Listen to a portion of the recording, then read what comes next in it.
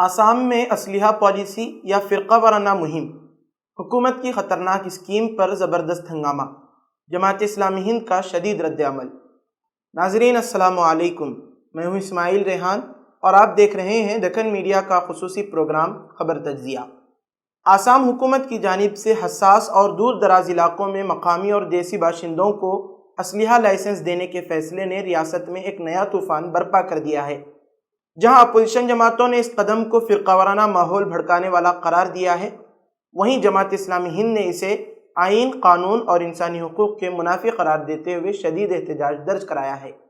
نئی دلی سے جاری کردہ ایک بیان میں جماعت اسلامی ہند کے نائب امیر جناب ملک معتصم خان نے آسام حکومت کے اس فیصلے پر سخت تشویش کا اظہار کیا ہے اور کہا ہے، ہم آسام کابینہ کے حالیہ فیصلے پر شدید تشویش کا اظہار کرتے ہیں، جس کے تحت ریاست کے ان علاقوں میں جو حکومت کے بقول حساس اور دور دراز کہلاتے ہیں، وہاں کے مقامی و دیسی باشندوں کو اسلحہ لائسنس جاری کیے جائیں گے۔ وزیر اعلیٰ ہمنت بسوا سرما کی جانب سے اعلان کردہ یہ پالیسی ایک رجعت پسندانہ اور خطرناک قدم معلوم ہوتی ہے، جو سماجی کشیدگی کو ہوا دے سکتی ہے اور قانون کی حکمرانی کو مجروح کر سکتی ہے۔ جناب ملک معتصم خان نے کہا، چنندہ شہریوں کو مسلح کرنے کا یہ فیصلہ کئی سنگین سوالات کو جنم دیتا ہے۔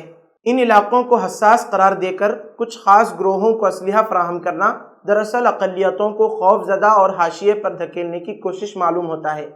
مقامی باشندوں کی تعریف غیر واضح ہے، جو اسلحہ لائسنس کی اجرائی میں منمانے اور امتیازی رویوں کو جنم دے سکتی ہے۔ انہوں نے اس پالیسی کو آسام حکومت کے حالیہ متنازع اقدامات کا تسلسل قرار دیتے ہوئے کہا، بنگلہ زبان بولنے والے مسلمانوں کو بغیر کسی شفاف عدالتی عمل کے غیر ملکی قرار دے کر حراست میں لینا اور دیگر پالیسی اقدامات جو اقلیتی طبقوں پر غیر متناسب اثر ڈال رہے ہیں، وہ پہلے ہی خطے میں خوف کا ماحول پیدا کر چکے ہیں۔ اب عام شہریوں کو مسلح کرنا پولیس، بی ایس ایف اور قانون نافذ کرنے والے دیگر اداروں کے کردار کو غیر مؤثر بنانے کے مترادف ہے۔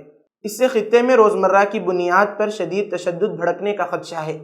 جماعت اسلامی ہند نے آسام حکومت کے اس خطرناک پالیسی کو فوری طور پر واپس لینے اور تمام فریقین کے ساتھ باہم مشاورت کے ذریعے سیکیورٹی امور کا حل تلاش کرنے کی اپیل کی ہے۔ بیان میں مزید کہا گیا، ہم سول سوسائٹی، انسانی حقوق کی تنظیموں اور عدلیہ سے اپیل کرتے ہیں کہ اس فیصلے کا سنجیدگی سے نوٹس لیا جائے اور آسام میں تمام طبقات کے حقوق اور تحفظ کو یقینی بنایا جائے۔ اس پالیسی نے سیاسی حلقوں میں بھی ہلچل مچا دی۔ اپوزیشن رہنماؤں نے بھی اس فیصلے پر شدید اعتراض کرتے ہوئے اسے غیر جمہوری اور عدم اعتماد پیدا کرنے والا قرار دیا ہے۔ کانگریس کے سابق صدر بھوپن بوہرا نے اس اقدام کو خطرناک قرار دیتے ہوئے خبردار کیا ہے کہ یہ آسام میں پھر سے ہتھیاروں کی ثقافت کو فروغ دے گا اور معاشرے کو عدم تحفظ کا شکار کرے گا۔ آل انڈیا یونائیٹڈ ڈیموکریٹک فرنٹ یعنی AIUDF نے الزام عائد کیا ہے کہ آسام میں مسلمانوں کو مسلسل نشانہ بنایا جا رہا ہے، غیر قانونی بنگلہ دیشی ہونے کے شبہے میں گرفتاریاں ہو رہی ہیں اور اب یہ اسلحہ پالیسی ان کے لیے مزید خطرات کھڑے کرے گی۔ دیگر جماعتوں نے الزام لگایا ہے کہ حکومت جان بوجھ کر مخصوص طبقات کے درمیان خوف اور عدم تحفظ پیدا کر رہی ہے تاکہ انتخابی فائدے حاصل کیے جا سکیں۔ سیاسی تجزیہ کاروں کا کہنا ہے کہ ایسے فیصلے آسام جیسے حساس خطے میں آگ سے کھیلنے کے مترادف ہیں، جہاں شناخت، شہریت اور اکثریت و اقلیت کے مسائل پہلے ہی سنگین رخ اختیار کیے ہوئے ہیں۔ اپوزیشن کی تنقیدوں کے جواب میں وزیر اعلیٰ سرما نے کہا کہ یہ فیصلہ مخصوص علاقوں کے مقامی لوگوں کے دیرینہ مطالبے پر کیا گیا ہے تاکہ وہ اپنی حفاظت کے لیے مجاز طور پر تیار ہو سکیں۔ ان کا کہنا ہے کہ حکومت اس پالیسی کو قانونی اسلحہ لائسنس تک محدود رکھے گی اور غیر قانونی ہتھیاروں پر سختی جاری رہے گی۔ ماہرین کے مطابق اسلحہ جیسی حساس چیز کو سماجی و ثقافتی شناخت سے جوڑنا نہ صرف ریاستی پالیسی کو مشکوک بناتا ہے بلکہ فرقہ وارانہ خلیج کو مزید گہرا کرتا ہے۔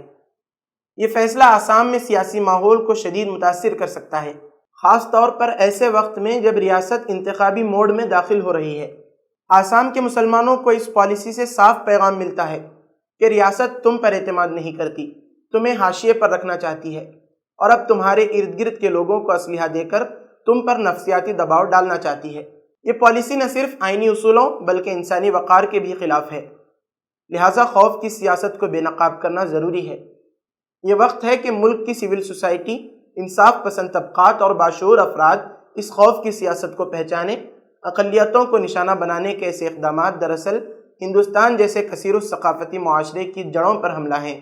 مسلمان شہریوں کو چاہیے کہ وہ قانونی راستوں سے پرامن انداز میں اور منظم سطح پر اس پالیسی کے خلاف آواز بلند کریں، کیونکہ بندوق کے سائے میں جمہوریت پنپ نہیں سکتی۔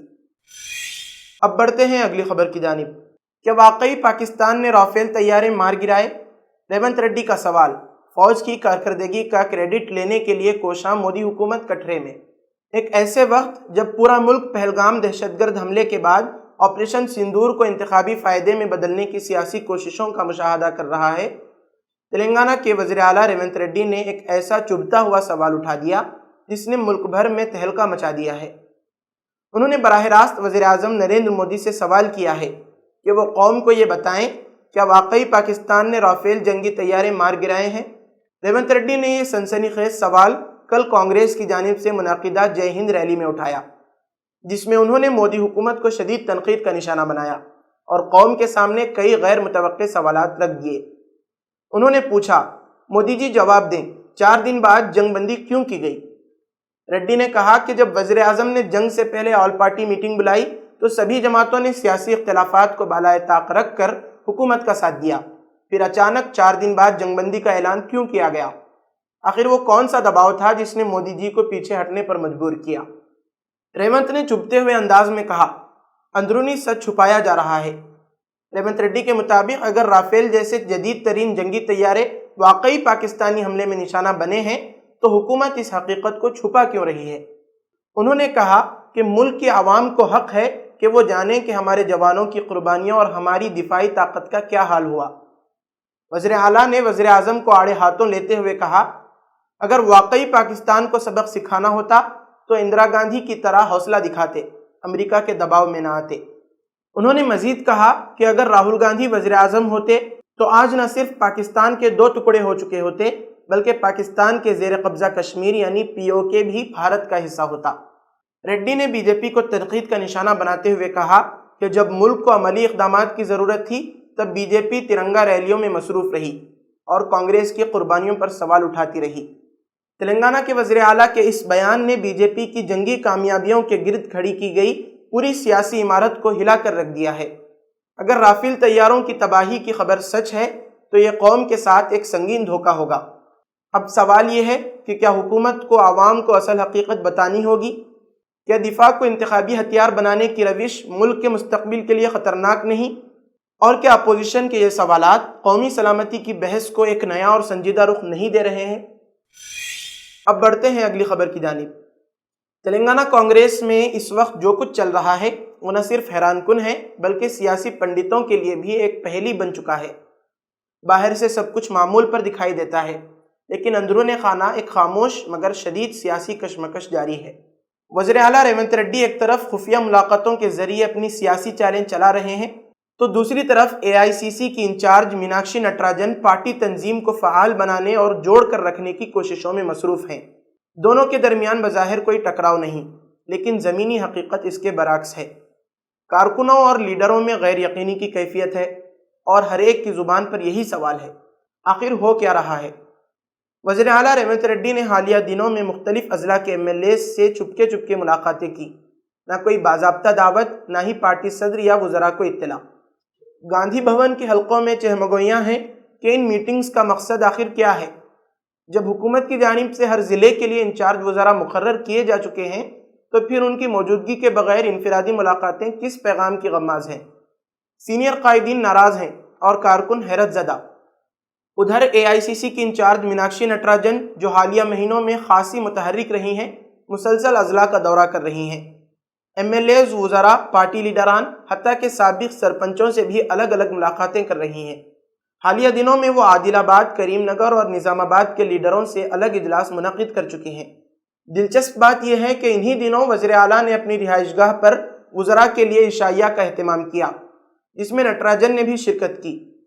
اس عجب اتفاق نے پارٹی میں کئی سوالات کو جنم دیا ہے۔ ریونت ریڈی کی وزیر اعظم مودی سے قربت۔ ریونت ریڈی نے اپنے حالیہ بیانات سے سیاسی حلقوں میں کھلبلی مچا دی ہے۔ انہوں نے دو ٹوک انداز میں کہا، ریاست کے مفاد میں اگر ضرورت پڑی تو میں وزیر اعظم مودی سے 50 بار بھی ملاقات کرنے سے نہیں ہچکچاؤں گا۔ یہ اعلان صرف ایک فنڈ یا پروجیکٹ کی بات نہیں بلکہ مرکز سے بڑھتی ہوئی قربت کا کھلا اشارہ ہے، وہی قربت جو ریاستی کانگریس کے لیے نازک توازن کا سبب بن سکتی ہے۔